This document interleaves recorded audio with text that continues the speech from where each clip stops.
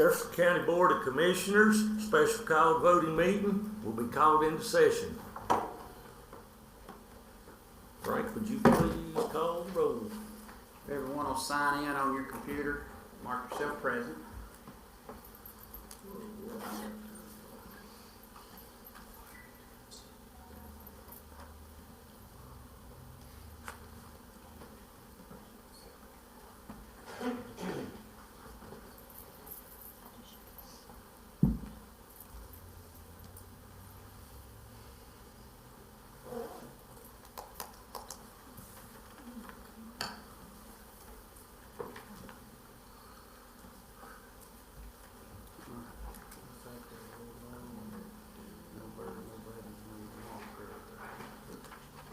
Members present, 6 absent.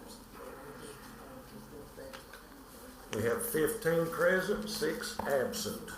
Moving right along, would everyone please stand for the prayer, led by Commissioner Joe Coleman, and remain standing for the pledge, led by Mr. Sam Solomon. Heavenly Father, we gather here tonight, Lord, we ask that your guidance be over what decisions we make, for the benefit of all. We thank you for everyone that's here tonight. We pray for the state, we pray for the ones that ask for other leaders. God, we praise you tonight for being our leader, being our God, being our guide. Now as we go into this meeting, we pray, God, that give us clearness of speech and an open mind, Lord, that we not be receptive to what you want done. For in Jesus' holy name we pray. Amen. Amen. I pledge allegiance to the flag of the United States of America and to the republic for which it stands, one nation, under God, indivisible, with liberty and justice for all.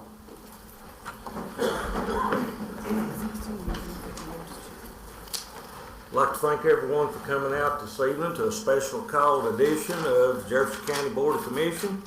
And first on appearance of citizens, we have Mr. Mike Foley.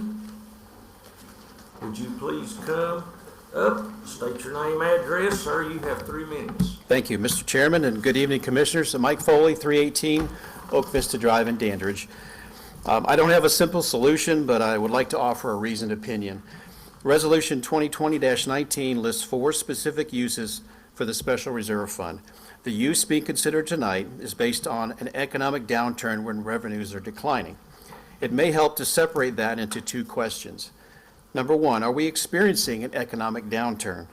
Economics relates to the production, distribution, and consumption of goods and services. There is no question that families, businesses, and governments are all struggling with the impact of inflation. And that makes the prospect of raising property taxes even more concerning. But are the higher prices for goods and services actually the result of an economic downturn? 2, are county revenues declining? Perhaps this is a question that can best be answered by the Finance Department.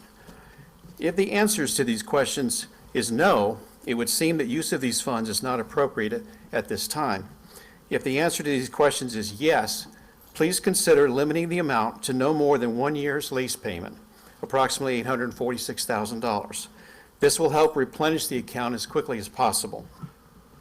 Fiscal conservatism is the only reason there are funds available to be used. Instead of spending the hospital lease proceeds for recurring operating expenses, the county wisely chose to save them. Number 3, allowed uses and consider the impact of inflation on those costs as well. As mentioned during the Budget Committee meetings, using these funds to reduce a budget deficit can be addictive. We should be cautious.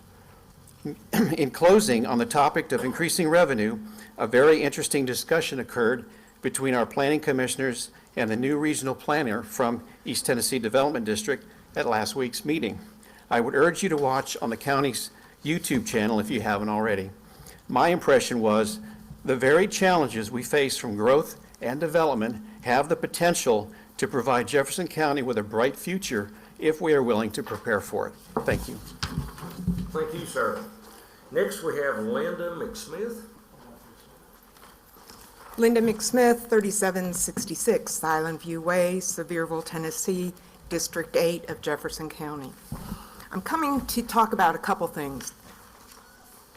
Similarly, the revenue that we take in and the lack of some areas that we are not capturing the revenue. As stated from the previous meeting, there was an article this week or last week, I just got the paper today, that at the A1 meeting, out of 1,000 potential short-term rentals, we are only getting business license and reviewing 150 of those. Number one, that's revenue. Number two, that's standards, things that we need to think about when people come into the community. It's not going to hurt the homeowners to be impacted slightly to keep up a license and have periodic reviews and assessments of their buildings. Number two, impact fees. Where I've come from in the past, pretty much everywhere I've lived, in Tennessee, Florida, everywhere, developers or people building homes pay an impact fee, and that goes for the roads, the utilities, the different things that need to be set up, and that should not be at the county's expense itself. That should be part of the developers, and we need to look at an avenue to capture that revenue. Yes, it is possible that those developers may not take it off their top line, but pass it on to the buyer, but one way or another, we need to be capturing this information. And I will do everything I can to help and assist you guys in identifying those properties and hoping to get that taken care of. Third, and my last item, we need more meetings. We are not getting things done. Things get pushed, things get delayed, and we are not getting done. We used to meet monthly. I know that's fairly excessive, but can we look once again at either monthly, bi-monthly, something that we can get more voting meetings done, because we are not moving business along in this county effectively. Thank you. Thank you. Moving right along to new business, we have reallocating $2 million from the Hospital Fund 128 into the County General Fund 101 for the purpose of balancing the fiscal year 24-25 proposed budget. I must caution everyone tonight that you speak only towards these issues. Mr. Scarlett, do you have anything to add from the Budget Committee? No, sir, this was a request by some members of the Budget Committee that it be placed on this and called me.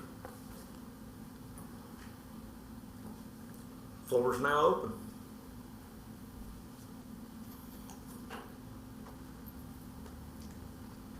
Ms. Jenny. Thank you. And we were digging, trying to find somewhere that we could find some money to take care of the debt that we have right now. And after asking question after question, we were told we could not take from the line items that we wanted to take from because they were maintenance of effort, all right now, state law requires for things, we couldn't move any of those. We kept trying to find areas where we could cut, and there wasn't enough. Even if we took all the money from all of the nonprofits, there's not enough money there to put us back in the black. Someone had mentioned to me in a previous meeting that we had these hospital funds, and the resolution was found, and I read the resolution aloud that night. And in Section 3, Part A, it was suggested to supplement the annual budget, reducing the need to raise property tax rates or cut services during an economic downturn when revenues are declining. I think we have a unique situation brought about by COVID and taxes in other states, et cetera, where a lot of people are moving here, and that's creating something that we've not had before. So I don't know per se that we have the economic downturn that they're speaking of, and I'm not sure, and I guess I could ask maybe Jesse, if our county revenues are declining. I didn't see where anything was going down. Would you say they're? Revenues aren't declining, Right. the expenditures are just growing Yeah. faster than the Right. And what I noticed that a lot of those revenues are already spoken for. They're earmarked, for lack of a better word. I may not be using that correctly, but a whole lot of that revenue goes to the schools. and we can't touch it. We have some money in different pots, but we cannot touch it for what we're trying to do. This is the only spot where I could find that we could get some money, and I wholeheartedly agree, this is not something we need to do every year. But until we can get, I don't know, a meeting with department heads, a meeting of the minds to come together, and let's find somewhere where we could either cut or bring some new revenues in, we're at a standstill.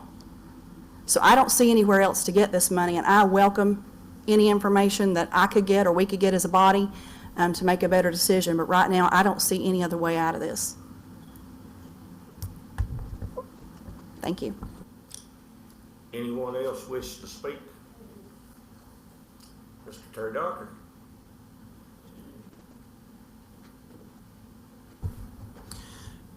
I'm not sure. It takes 14 votes, and I believe there's 15 here, and I haven't heard a motion yet, but I'm gonna be up front with if there's a motion made, I'm gonna be up front with how my intentions and explain why. First of all, if the motion is made to use hospital money, my vote will be no, and here's why. I've heard comments like on the ADA money that we have until 2035 to get these things done, and that's partially true. But these items are broken down into 4 categories or 4 priorities. Priority 0 has been completed. Priority 1, to the best of my knowledge, still needs $328,775, and that's pre-COVID estimate. That could very well be $5,600,000. And those things, according to our own plan that the commission sent to the state, is due to be finished by the end of 2025. The next category or priority, pre-COVID estimate, is $994,600, which could be $1.5 million today. That has to be completed by 2030. The final priority, pre-COVID estimate, is $453,050, and that's to be completed by 2035. So you can see we've got, part of the plan now is we moved ADA money out and verbally planning on replacing it next fiscal year out of fund balance. But as someone previous said, that's not reoccurring money. Fire department money, the extra fire department money was done the same way. And I know those departments are aware that the budget committee, at least verbally, seemed to agree that it would be restored after we start the new fiscal year. And I've heard from one supporter of the fire department tonight how much badly they need that increase. $500,000 was cut for 2 ambulances. That could most likely be a gotta have next year. Sheriff vehicles were cut $100,000. That could be a must-have next year. So next year we could be if in the same situation, but with a same situation with a large deficit, but less in fund balance.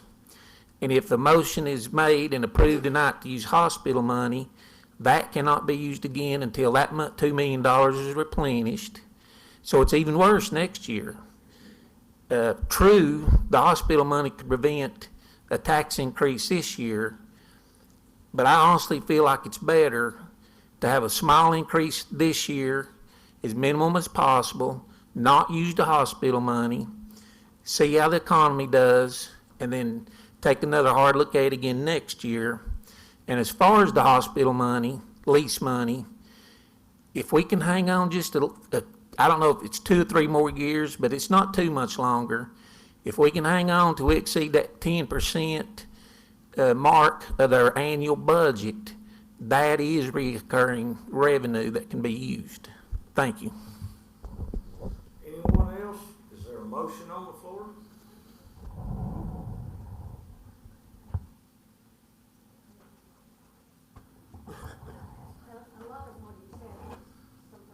Could somebody get her a microphone so we can hear her? A lot of what Terry just said, I don't see that we meet any of the criteria here to take money out of this fund. We don't have a declining economy. We have not reached that 10%, and it's not for any of the, and I think it would put us in a much worse position starting next year. So therefore, I will not vote for this.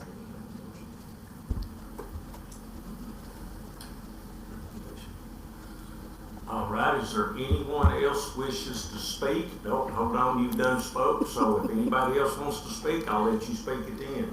Thank you. Anyone else? Okay. Mr. Marcus. I'm not gonna speak directly towards the hospital fund. I would recommend that each one of us as commissioners take a close look at the letter that was sent out to us by a citizen who was not able to be here tonight. And he pretty much nailed some of the things that I have felt over this budget process over the last few months. I really don't believe that we received the type of useful financial analysis that any successful corporation would demand. I think that, we get analysis when it comes to building a school with no problem. We've been told the last 3 years we could spend $30 million with no problems, up to $60 million. So yeah, here we find ourselves a couple of $1 million or more in the hole. And we don't really see the things that should be annotated within the budget process. So just asking for the members of this commission, take a look at that letter, read it very carefully, and maybe between us, who are responsible to the citizens in this courtroom, we can come up with a budget process next year that really will show us the financial shape that we're in and what we should do. He has some very good points through that. For an example, additional report schedules should be provided such as those below, which are what grant-funded items will mandatorily become taxpayer-funded line items. I'm sure he's talking about maintenance of effort, because I have those questions and I really have not got a clear answer. I just think that this gentleman, who is a citizen, took a lot of time to share some knowledge with us from his financial background. And I think whoever is on budget committee next year really needs to take a look at this, because it makes good sense, it's common sense, and I think it would help us, those of us on this committee that are struggling to try to find out where we can cut out, because we do not want to raise taxes. I think we're at the point where we are going to have a tax increase. And I've heard the comments that were made tonight, and I agree with most of them. I think I'm still leaning for the hospital fund. Doesn't mean that we have to do it again, but we basically have just kicked the can down the road again. Yeah. Thank you. Mr. Joe Coleman. I've got a granddaughter that lives in Atlanta, Georgia. She moved down there recently, about a year and a half ago. She bought a vehicle for my son, for her son, a 2007 model vehicle. It cost her $960 to transfer that to Georgia and license it. And we're griping here in Jefferson County about $25 on a wheel tax. If we don't wake up and look at some of these people that's coming in out of New York, California, and some of these places, they'll sell their place for $3 or $4 million and come down here and buy a whole lot better property for $350,000. And they'll buy enough property that they can get the Greenbelt tax break.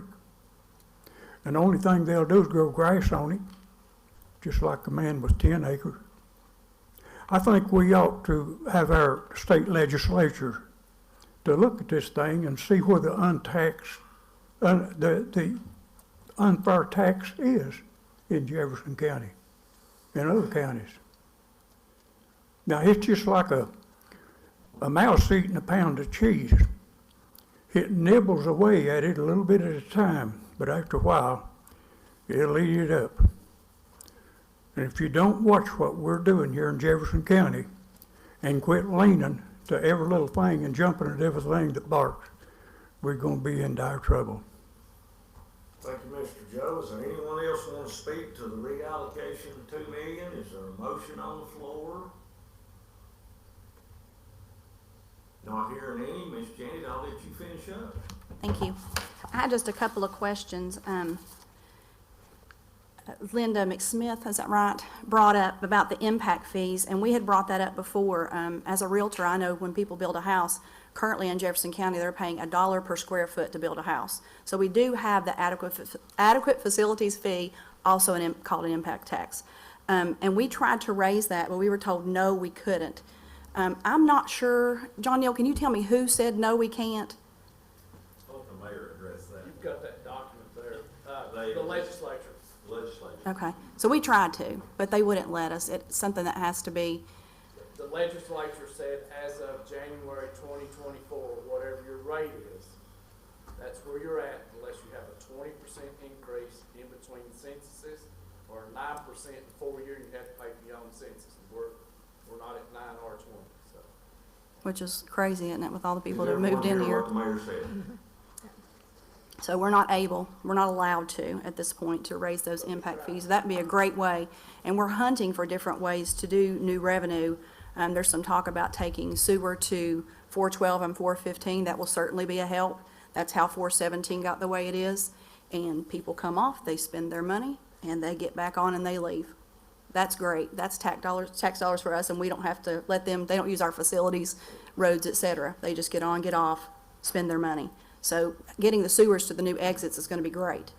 But I don't see anywhere else where a lot of that's earmarked for the schools where we're going to get that other money. And I guess my last question is, if we don't move this money from the hospital fund to this to help knock off some of the pennies, our tax increase that we're going to have for property taxes, if we don't take this money and move it from the hospital, what, how much are the property taxes going to go up? $1,800,000 approximately. What does that mean for an individual? Well, until we get the rate certified, the pennies that it would go up right now is approximately 12 cents on the old rate. But once we get the rate certified, the pennies will change, but the amount of money will not change. We'll still be $2 million in the hole. You can color it how you want to, but it's a matter of how much a penny's worth, and that's not certified yet. We've got a preliminary rate. but If we went by the preliminary rate, and we were at 21 cents, so then we made some cuts, and that brought us down to That brought us down to 12 cents. 12 cents. Which is $1,800,000 Okay. on the old rate. Miss Jessie, at the end of the last budget meeting, what did you file with State Tennessee Comptroller's Office? Was it a 12-cent property tax increase for a balanced budget For last meeting, for the last meeting? I told them I was waiting until tonight to find out. Oh, okay, well, that was my question. I haven't filed anything till tomorrow morning. Okay, we gotta get back on point here. Mr. Scarlett, you will have a comment? Not much for the motion. Mr. Brooks? Mr. Chairman, I move that we take $840,000 out of the hospital fund to lessen the burden on the taxpayer. Is there a second?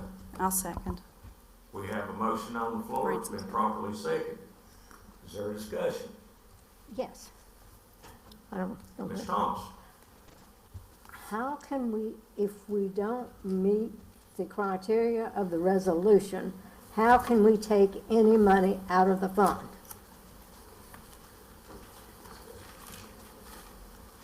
If we take money out, as I said, if we take money out of the fund right now, we're in violation of this resolution. I don't think we can do that. The way it reads to me, I think we can. I don't see that we can. Anyone else before we vote?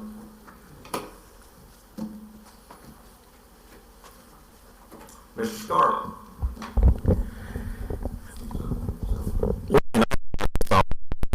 But what we've done started 2 years ago.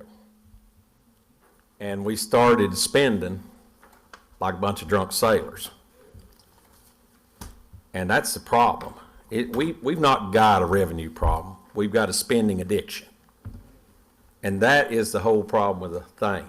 We sit here and bypass the wheel tax where it would have helped us out. We sit here and done a lot of things and kept on spending, kept saying yes, and now the bills come. And we might as well be transparent with the taxpayers, put your big boy pants on and tell them what you've done, because it's coming. I don't believe that This- wheel tax this covered is a- that. It didn't cover that. Ms. Janet, he has the floor right now. We're not gonna both talk at the same time. This is a bad idea. This is like getting on crack cocaine. This is an addiction. You'll have that thing spent and it'll be gone. No, it will not run the hospital forever, but it is a bridge thing. We have kept our money and we have been conservative with it, and we have kept that in there. And as Mr. Dockery said, in a year or two or three, whatever it is, we will be to that 10%. We can take that out. And there's been a lot of things discussed about, that's on this letter, that the fellow did not know what he's talking about. He's not got in there. Some of these things are mandated by the state. Our budget process is not flawed. It's been good for 10 years, and then all of a sudden it's flawed. I don't believe that. So in my mind, this is a bad idea. Is there anyone else new that wishes to speak to this motion? Mr. Reed's got a motion on the floor, so Mr. Reed speaks. I would like to respond back to Commissioner Scarlett. Please don't insult sailors. I know a lot of sailors who are not drunks. I know a lot of sailors who are millionaires. And I will take issue when we talk about the wheel tax. The revenue from the wheel tax could only be used for one thing: the schools, construction of the schools. Nothing in there could go to operating budget. And I will say this: you work on a wheel tax that we can take the revenue and we can put it into the operational function of this county, I'll relook at it. But it's not this commission. This county's been kicking the can down the road for years. It was when I was on 911. I've seen it over and over again. We never had a few cents here, a few cents there, to where we could take care of things. And we've given one major raise to our county employees in the last 4 years.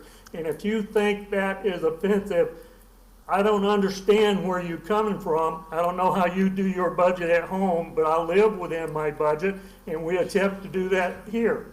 But please quit blaming other people in this dadgum commission here. We need to get our act together. We need to listen to citizens, and we need to listen to each other. Most of all, we need to respect each other. Thank you. Ms. Janet, do you have a motion to amend? No. I tried to hit cancel because it was telling me I could speak, and I don't need to. He just covered it. We will proceed to vote. If you are for. I'm lost. Let's get it done. What's the motion? 845, okay. 840. Got lost in the weeds there.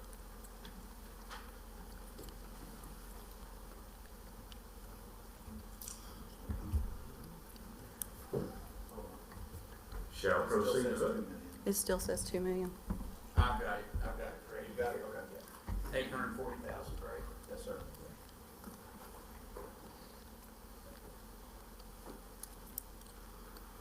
Have 6 yes, 10 no's, motion fails. Is there a motion, another motion on the floor? Mr. Brooks? Mr. Chairman, I motion we adjourn this meeting. I have a motion on the floor to adjourn. Is there a second? Mr. Dockery is a second.